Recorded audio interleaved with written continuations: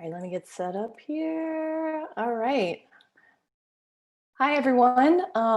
Thank you for joining us for our live conversation about the new incredible horror film Relic with the director, Natalie Erika James, and the cast, Robyn, Nevin, and Bella Heathcote. I'm Caryn Coleman. I'm the founder of The Future of Film is Female, which is an organization that amplifies the work of all women filmmakers through our funding, exhibition, and promotional programs. And I'd like to thank our partners in tonight's screening, our good friends at the Brooklyn Horror Film Festival, and to IFC Midnight for asking us to be a part of the Relic release. We're really proud to celebrate this incredible film. And how tonight's going to go is I'm going to be in conversation with Natalie, Bella, and Robyn. And then towards the end, we have two other people who are going to come up as panelists, Alexa Harrison and Meredith Alloway, and they're going to ask additional questions. And then also to remind you all, I'm sure most of you have seen the movie. If not, spoiler alert, we're going to talk about things, but that you can watch it on VOD or at a drive-in theater near you. So do we have everyone here? We have Bella and Natalie. Hi. Hello. Hey. How are you? Yeah, good. Thanks for having us. Happy to be here. Oh, thank you for being here in this virtual space. But pretty much I just want to say wow and congratulations on this stunning film. It's sort of an extraordinary moment to have a feature film be released. But I think it's also a super special moment because we're having, 3 weeks, 3 films that are super atmospheric and broody coming out by women directors. And I think that it's kind of the right time for these films to come out. And I'm hoping that it'll be a game changer for the genre moving forward. And it's sort of given me some comfort, if that's weird, in this time. But I guess I want to start off by asking the two of you sort of, what is it like to be a part of a film that is being released in this brave new world of filmmaking and going and watching? Yeah, I mean, it's incredible how amazing all the release has been so far. I mean, when we released the film at Sundance, we had planned to just, do a bunch of festivals and hopefully do like a bit of a theatrical release. And we quickly had to pivot when things started shutting down. But I have to say, IFC Midnight have just been incredible at, just making the most of a shit situation for everyone. The drive-ins, I think, are, such an amazing novelty. I'm so thrilled that it's out there and people are able to see it safely. And in Australia, we've also just released on a streaming platform called Stan as well, which has been really wonderful because it's so accessible to everyone. And yeah, having kind of communal screenings.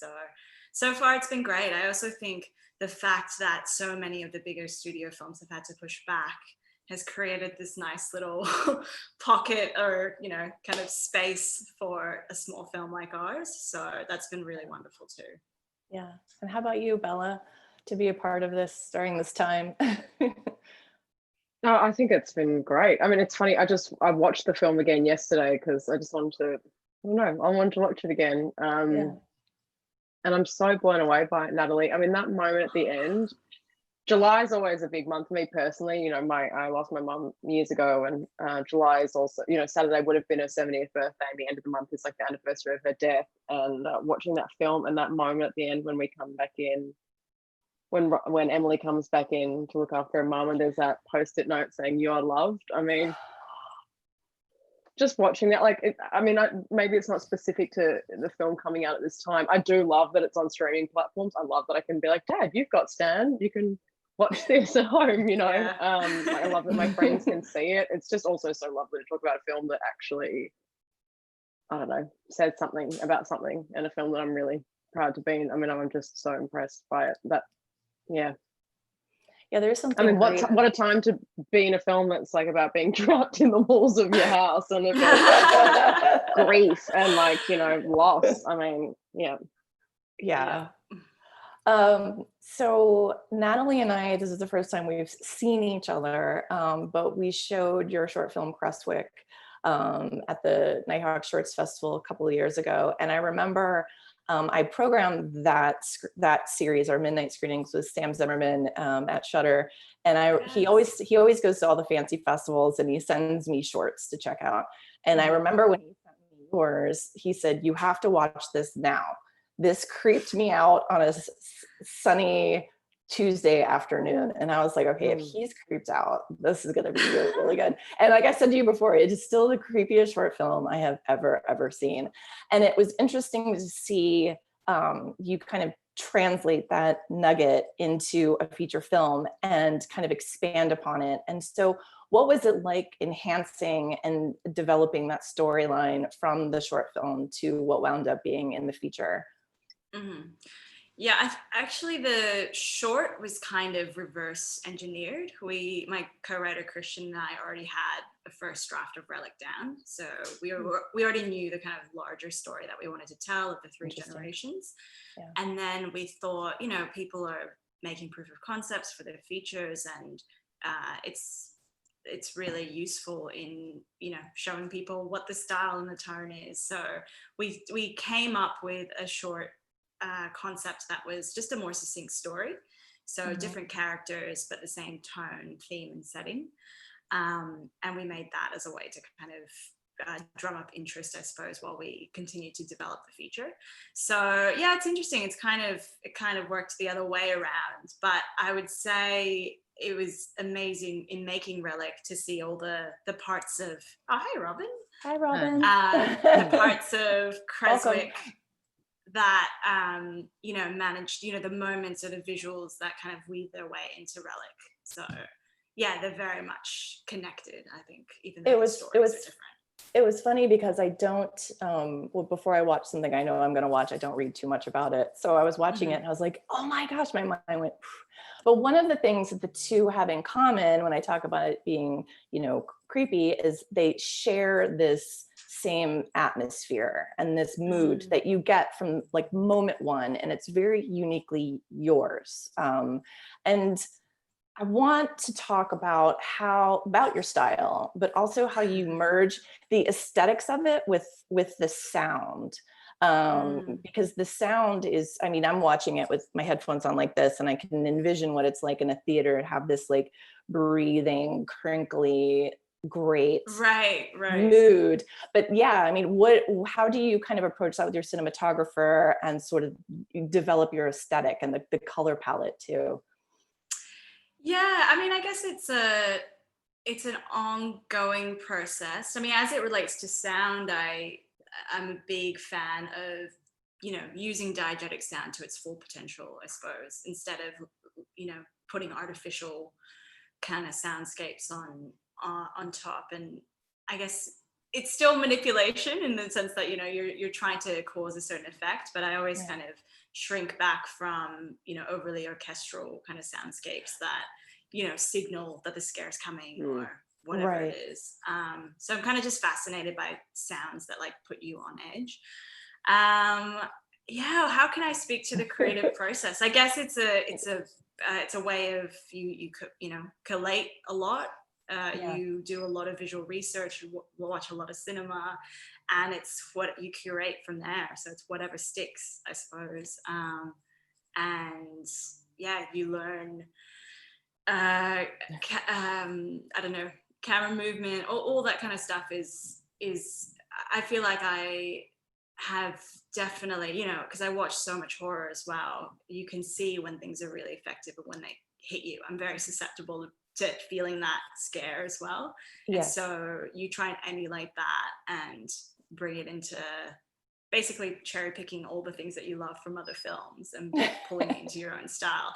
I think that's how everyone works though, that's sure. It's just how you create a cinematic language, I suppose. Just seemed like everything was like very like of the body. Everything felt like it was sort of breathing and alive, and you could really feel it. And it's funny because I realized this because when I watch screeners in my office, I'll watch something and that scare happens and I'll be like, ah!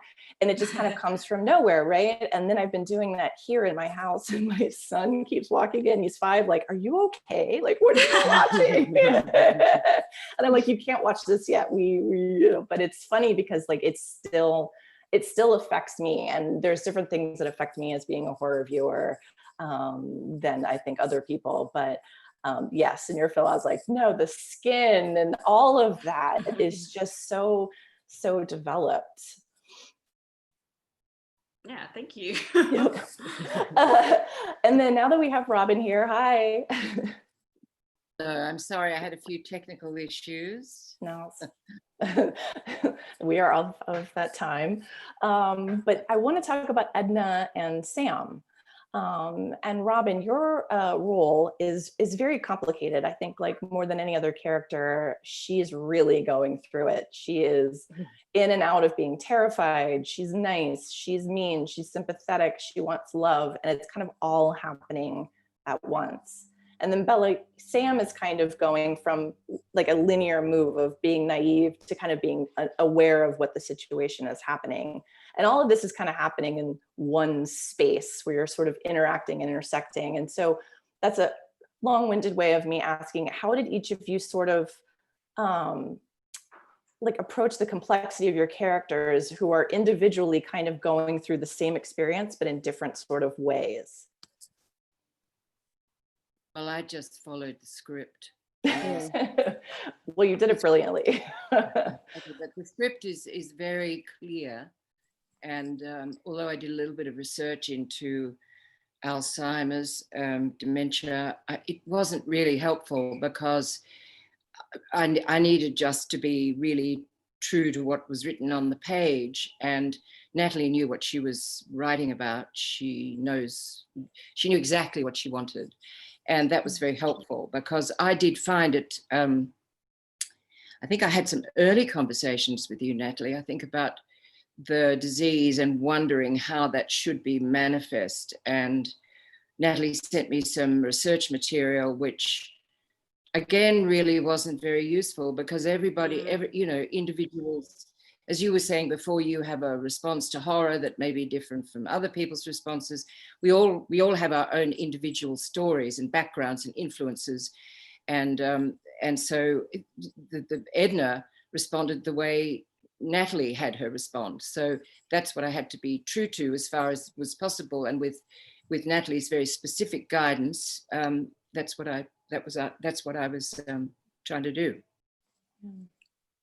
Yeah, I feel like the research videos, I think, just give you an external manifestation of it, but it's not helpful for an actor in the moment, So yeah. I think what we really try to focus on, because one of the things that I've noticed and have read a lot about is how even though people with Alzheimer's can seem like they're acting out or they're being irrational or whatever it is, it's usually rooted in some cause or motivation, no matter how small it might be and no matter how inappropriate the response might be. Yeah. And so for us, we really just try to find that, the motivation or what was driving that behavior, even if the reaction was so much, off mark than what it should have been. So, yeah, I mean, mine was obviously a lot simpler than Robyn's journey or Edna's journey. I think at the start, it's just, I'm trying to advocate for her and also just trying to be a contrarian with my mother. And I think there is that like willful naivety around Edna's condition until it's just, impossible to deny and things get really gnarly. And then it's just responding to what was going on, which was, really confronting, like moments with the ring and how it totally unraveled from there. And then I'm in the labyrinth, and then I didn't even have to do any acting. It was just falling apart. But in terms of prep, we talked a lot about like trauma bonding, I suppose. We just spent days talking about our all the horrible things that happened in our lives.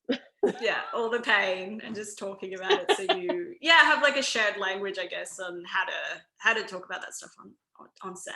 So well, just a second. So we're gonna, if we can start bringing in Meredith and Alexa, we'll continue talking, because as I'm interested in talking about their relationship, is that it's, you know, this core of women they're really like the heart of this situation and this family and this home, and their relationships with each other are so interesting. So yeah, so Bella is playing someone who is kind of being a contrarian to her mother, who's sort of in the middle of it and has this obligation to her mother. And then it's like all about the mother. And I'm so obsessed with this idea of like the mother and the house,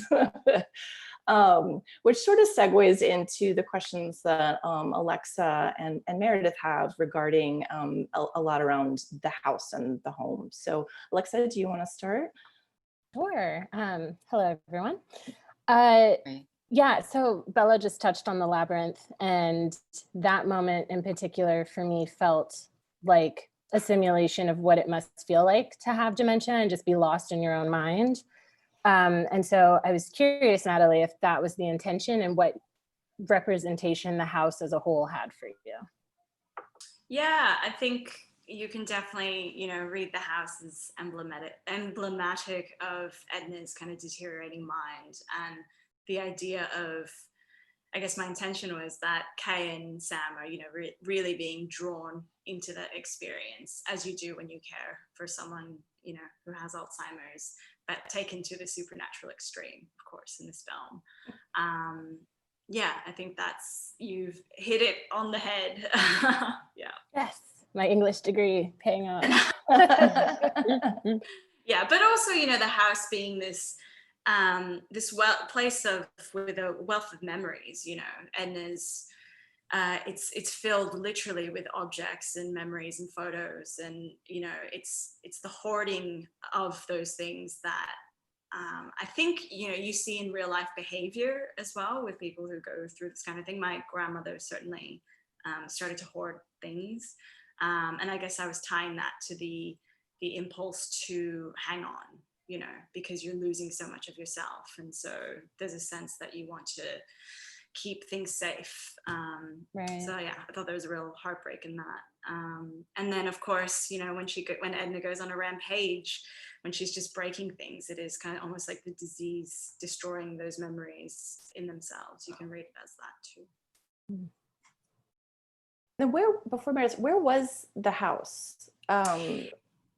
Yeah, a few locations. So we shot in Victoria, in Melbourne, and we had one house that was more the exterior and the back of the house as well. All the tennis court, the pool, like completely dilapidated.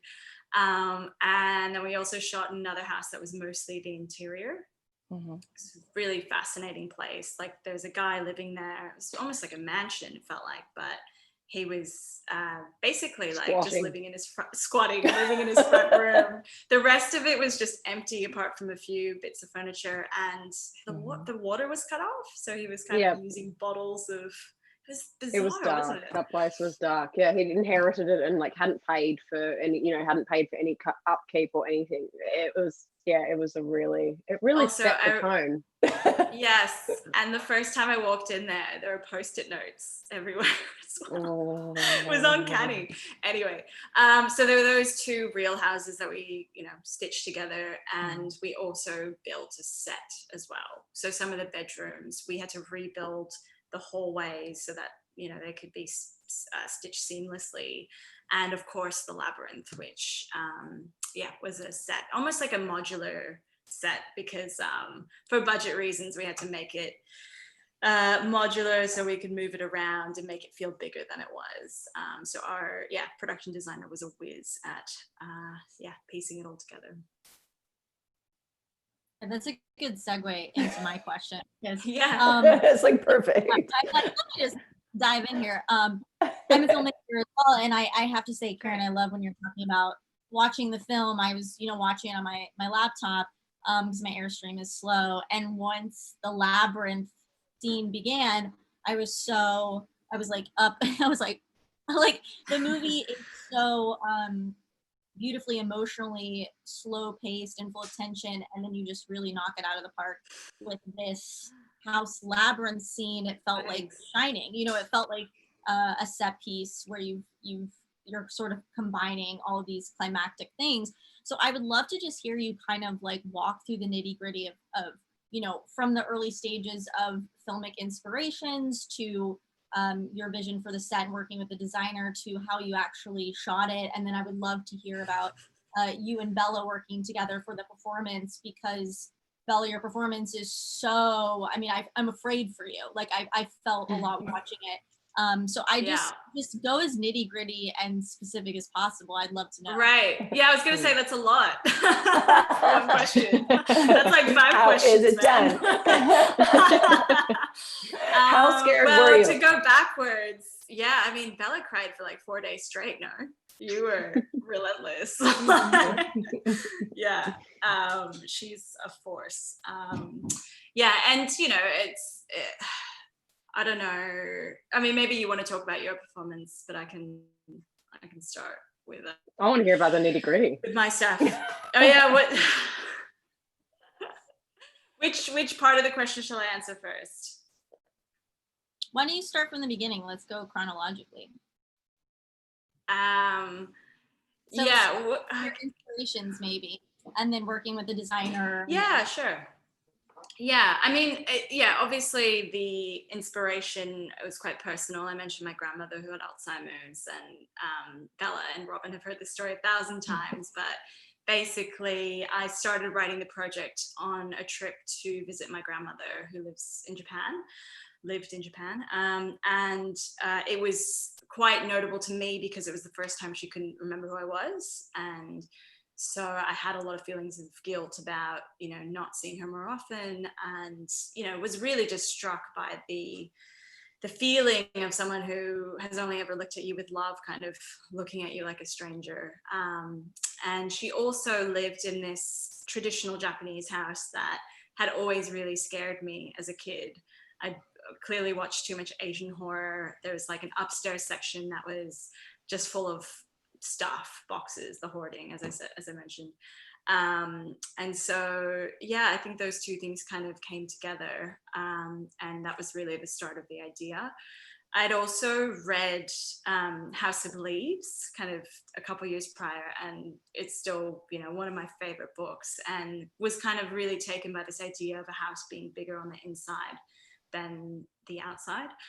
The town where my grandmother lived had been thriving when I was a child, but when I went back to see her, it was, really kind of falling into decline, and a lot of people had moved to bigger cities, and there were stories about elderly people who'd been found by their families kind of weeks after they died, and that, just really, the heartbreak of that really stayed with me. So I think all those things kind of came together. In terms of references, as I mentioned, I'm a massive fan of Asian horror, Gothic horror literature. I really appreciate the restraint in those films and novels, literature. I love how the menace is always tied to something real.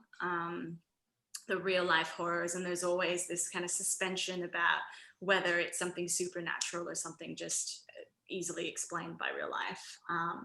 So yeah, those kinds of things have really stuck with me.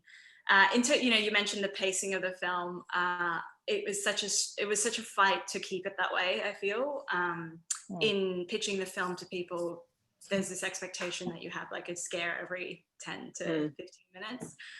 Like a big jump scare, and I appreciate those films so much, but it's just doesn't serve the story in this case. So that was a thing that we had to really hold on to and be really conscious of, because we are trying to straddle both the drama and the horror, and they have to both pay off. I always pointed to a film like Kill List. I don't know if you guys have seen it, by Ben Wheatley, because I'm like, yes. I know. Yeah, I love Wheatley, yes. because it has that tension throughout, and it really holds you, but it's so much about the characters, and you feel the menace of it, and then it just goes off at the end. And so I really held that as like a great kind of reference point. Also The Orphanage, or something like The Others, both kind of films that are so deeply emotional and really hit you at the end, but still manage to be really terrifying at points. So yeah, those things were like the key kind of references. But I do watch a lot of horror, so you pick up stuff like along the way, and I'm sure there's a lot more to it. Yeah. What was the other part of the question? Oh, I guess I'm just curious, maybe, thank you I'm so excited to hear all of the juice behind it. But like maybe how long did you guys have to shoot the labyrinth scene? Like, I feel like there were some like really cool camera tricks that you were able to pull off, like while keeping the story emotional. I'm just like, what was that day on set like? How did you guys actually do it? It was several days, yes. Yeah, we were actually really pressed for time because it was it was in the last week of our shoot, in fact. So yeah, I would say, what do you think, Bella? It was actually pretty rushed. Like, we were trying to get as much as we could, and we were having to it wasn't redress as precise. the set as well, because you had like two, because the budget got cut. It was like two corridors basically that you're working with, so it was kind of like shoot, redress, like set the camera up while this is being dressed. A little bit of a logistical nightmare, just having to reshuffle the set in between the shots, because again, we were like 40% over budget on our set. So here's me in like pre-production having to like cross off all these corridors and crying and but no, it was great. Like it worked out. We just had to be a bit more creative with how we covered it, and Bella just had to keep crying for 4 days so we could achieve it, essentially. No, it's funny though, because I was thinking about, as you asked about the performance, I feel like my instinct was just to like unravel, but there had to be it had to be more than that. Like, I feel like there were moments where it was like, okay, she's more determined now, she's kind of like got her shit together, she's kind of blah blah blah. Because otherwise it's just like some girl like crying through a corridor, having a panic attack. I do remember that. I do remember you directing me to do, to like do something different, and I do remember getting really shirty with poor Charlie, our DP, because we were trying to light it with the iPhone. Oh, that was the other thing that so we had some ambient light, but really the scenes were lit with Sam's iPhone a lot of the time, and so Bella was having to position, as well as act, and like be totally natural. But if you could just put if you could just hold, and it's like, you find like it's like really hard to be natural. You've got to hold your own like a very specific spot to light something. But it did. I mean, I feel like I've been exaggerating. I'm like, oh, we shot it for weeks. No, it was probably 4 days. Was it 4 days in Lebanon? Something like that. Yeah. And as far as, I mean, the running around stuff, but then as soon as you get into that enclosed space, that wasn't acting. That was just primal fear. It is a pretty terrifying set because it is really kind of closing in on itself as well. So yeah, I can imagine. Yeah. Yes, but also like a logistical nightmare to shoot in those kinds of spaces because you need all your crew around, but you're also like, God, we just have no space. We're in such close quarters as well. But no, it worked out. It makes me think of, I mean, like I said before, I love this idea of like women in the house. And I'm also always interested in this idea of like a house turned bad, or like was a house born bad, when like where that origin comes from and how it's sort of like, I always think of this film Burnt Offerings, which, like your film sort of reminds me of these great films that I love from the 70s and the 60s that are not like the Texas Chainsaw Massacres, but are more of the kind of pulsating what's going to happen, then some wild stuff happens, whether it's scary or not is one thing, but like, this wild stuff happens, but it kind of always ties into this idea of like women in the house. And so it's just so interesting to see like that this exploration has like endless varieties of how we can look at it, and especially like looking at 3 women in a house and what that does and what like family is, and a lot of times the family kind of gets exploded, right? And I feel like at this time the family kind of like all goes in together. And it's especially potent, I guess, because a lot of the time, or it's often the case that the role of carer falls on women as well. So I think I think that's, yeah, a really important point about the location of the house and it being 3 women as well. Yeah. Well, do you, Meredith, Alexa, do you have any other questions? I think we can almost sort of wrap up here. Like we can keep. I did have a question of bringing up 70s like haunted house horror, because it made me think about The Changeling. I don't know, Natalie. Yeah, I've seen it. Yeah, it's a great film. And I bring it up because I think it also speaks to, can we talk about the final moment of the film? I don't want to give it away, but it's definitely, you know, I think something with The Changeling, I was like, this is also about generational trauma and what we put down and what is inescapable and what is not. And I love that how complex sort of that final moment is. I don't know if you want to kind of speak to maybe the symbolism that it meant to you, or however you want to talk about that moment. I also don't want to like put words in your mouth, you know, because I'm sure everyone. Yeah, of course. Yeah. Yeah, for me, I think it was important from the outset that, you know, we call the creature or the figure or Edna at the end the other. So there's like an otherness to her. And it was really important that the menace in the film was never considered kind of like flat out evil. There was always going to be this deep empathy for what Edna was going through, and even for, you know, the other at the end. It's terrifying in its transformation. That's where all the scary kind of scenes come from, and the way that she, you know, acts out and becomes violent and aggressive, inappropriate, rude, all those things. But really at the end of the day, in her, when she's unveiled, there's such a human fragility to her and such a frailty and vulnerability that I think just reflects what happens to people in real life when they are close to death. And you know, the people that you love can look very other in that way because they're both recognizable and completely unrecognizable. And so I think for, you know, Emily's character, Kay, I think there's a real acceptance, a journey of acceptance of that final form and of her mother's death and her decline.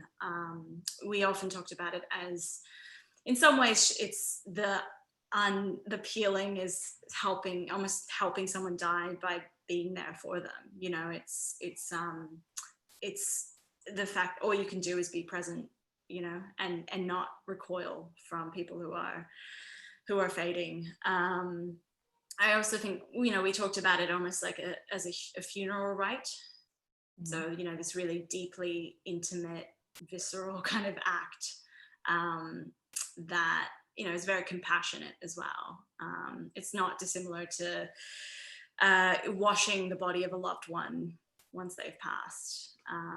Because really with Alzheimer's, you know, you're really grieving someone who's still alive. And so, yeah, I think that kind of sums up for me what that scene really means. And then, of course, at the end, if we kind of end on this note where Sam discovers the bruise on Kay's back, and you know, it speaks to the cyclical nature of it all. And yeah, I think there's something about your grandparents' mortality or your parents' mortality, having to truly confront that and look that in the eye, that makes you think about yourself as well. So it's terrifying on a number of levels. Like, is that the way we're going to end this? Oh gosh, but I will say, like, it's, you know, for me it's a hopeful, optimistic ending. You know, like, I think inevitable death is like, it's unavoidable, but there's so much beauty and connection to be had, you know, in the face of that. So I think that's the true intention of why I made the film. There is something beautiful about this family. Like, they're literally coming together, and they were very fragmented before that. And I think like that's a really beautiful thing that does come out of it.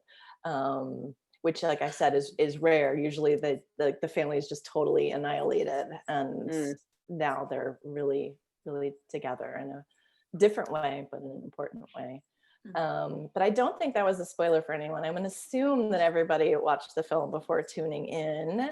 But again, I just want to let you know that if you haven't seen it yet, you can watch it on demand or at a drive-in theater near you, which I think is so perfect for summertime horror. I haven't done it yet, but I want to.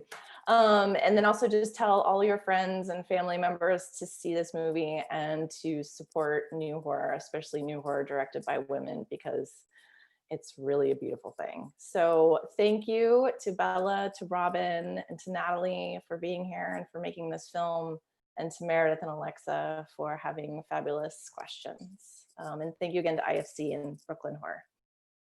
Thanks, Thanks, guys. buddy. This was fun. Bye. Thanks a lot. Bye.